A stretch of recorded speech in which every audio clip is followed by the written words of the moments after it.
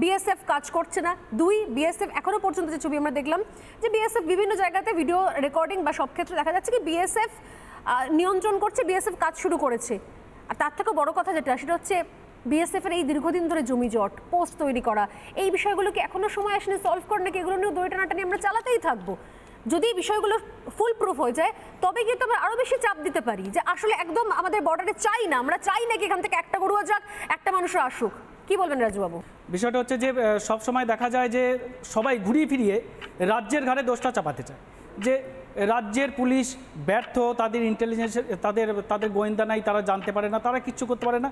কিন্তু আসলে কি, আসলে হলো যে এই কেন্দ্র সরকার কয়েকদিন আগে তার একটা আইন পাস করেছে। কি আইন পাস করেছে?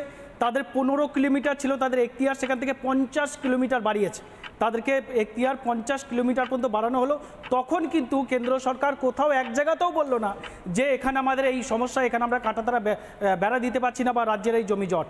আসলে কয়েকটা জায়গায়, 2-1টা জায়গায় জমি মালিকদের সাথে কোর্টে কেস চলার সুবাদে সেই জায়গাগুলো হয়তো 1-2 জায়গায় সেখানে বেড়ার ক্ষেত্রে সমস্যা, বাকি সবটাই কেন্দ্র সরকারের এখতিয়ারের মধ্যে পড়ে, মিনিস্টার অফ হোম অ্যাফেয়ার্সের মধ্যে পড়ে। এবার হচ্ছে বিএসএফ তারা কাঁটাতারে বেড়া কি করে দিচ্ছে না, আসলে বিএসএফের কোনো দোষ নেই, বিএসএফ বেড়া দেবে না, বিএসএফের কাজ নয় যে বেড়া দেওয়া। সেখানে বিএসএফকে ফান্ডিং করবে কেন্দ্র সরকার, কেন্দ্র সরকারের সেখানে একজন চিফ ইঞ্জিনিয়ার আছে যে সেখানে বেড়া দেওয়ার কাজ শুরু করবে। অর্থাৎ কেন্দ্র সরকার যদি টাকা না দেয় তাহলে পরে সেখানে বেড়াটা কিভাবে দেবে বিএসএফ? বিএসএফ এর বেড়া দেওয়ার দায়িত্ব যেমন থাকে না, দায়িত্ব তো চলছে, কাঁটাতারের কাজ চলতে গিয়ে তো সেখান থেকে বাংলাদেশ থেকে বর্ডার কাটা এলো। তাহলে এখানে প্রশ্ন, এতদিন পর্যন্ত বিএসএফ এতদিন পর্যন্ত কেন আলোচনা করছি আজকে বিএসএফ আমাদের দেশের জমিতে কাঁটাতার দেওয়ার কাজ শুরু করার সঙ্গে সঙ্গে বর্ডার গার্ড অফ বাংলাদেশ তারা একদিকে রেড়ে করে দৌড়ে আসে এবং তারা বলে কি তারা কাঁটাতার দিতে দেবে না। শুনে নিন, কারণ যদি কাঁটাতার সেখানে বিএসএফ দেয় তাহলে তাদের কৃষকরা ভয় পাবে, তাদের সমস্যা হবে, তাদের কৃষকরা ভয় পাবে, তাদের কৃষকরা চাষবাস করতে পারবে না।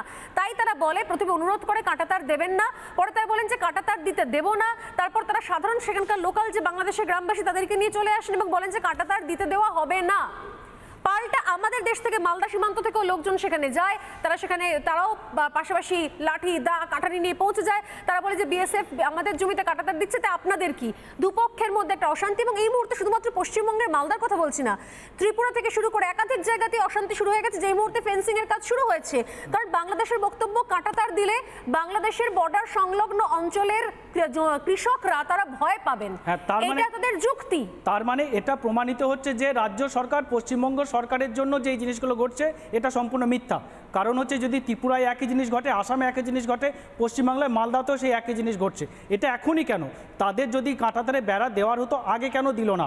আগে দেয়নি, এখন একটা বাংলাদেশের উত্তপ্ত সময়ের মধ্যে তারা বেড়া দিতে গেছে, সেখানকার একটা ঝামেলার মধ্যে তারা পড়েছে। কিন্তু আমরা যেখানে ত্রিপুরায় দেখলাম একটা সাধারণ মানুষ এসে বিএসএফ এর বন্দুক কেড়ে নিয়ে চলে যাচ্ছে, বন্দুক ধরে টানাটানি করছে, যাই হোক যারা তারা ক্রিমিনাল হোক বা যাই হোক, অনুপ্রবেশটা অস্বীকার করছে না, তাহলে তারা বন্দুক বিএসএফ এর গুলশান কলোনিটা কি করে তৈরি হলো কলকাতার বুকে? ঠিক আমি বলছি এটা আসছে, আমি বলছি বন্দুকটা যখন কে কাটছে, বন্দুক যখন বিএসএফ এর বন্দুক কেড়ে নিচ্ছে, বিএসএফ কিছু বলবে না? কেন্দ্র সরকার এত কিছু ঘটনার পরে এত বক্তারা এত কিছু বলছে,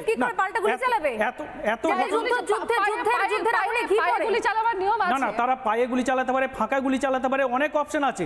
তারা বন্দুক ধরে টানাটানি করছে আর বিএসএফ দেখবে, এটা মেনে নিতে হবে। আর এত কথা যখন বলছে, যখন এত অত্যাচার যে বিএসএফ এর উপরে অ্যাটাক হচ্ছে, এখনো পর্যন্ত কেন্দ্র সরকার কেন চুপ?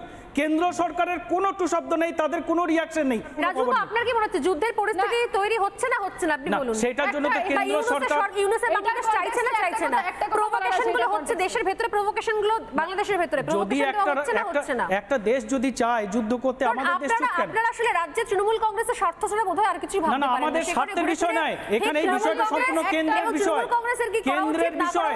মমতা বন্দ্যোপাধ্যায় বলেছে, ম্যাডাম মমতা বন্দ্যোপাধ্যায় বলেছে যে তারা আসলে আমরা কি ললিপপ খাবো, এটা কেন্দ্র সরকার বলেনি, মমতা বন্দ্যোপাধ্যায় বলেছে। প্রত্যেকটা জায়গায় উত্তর নিয়ে একটা মমতা ভাই বলেছেন যে আমি জঙ্গিদের জায়গা দেবো না।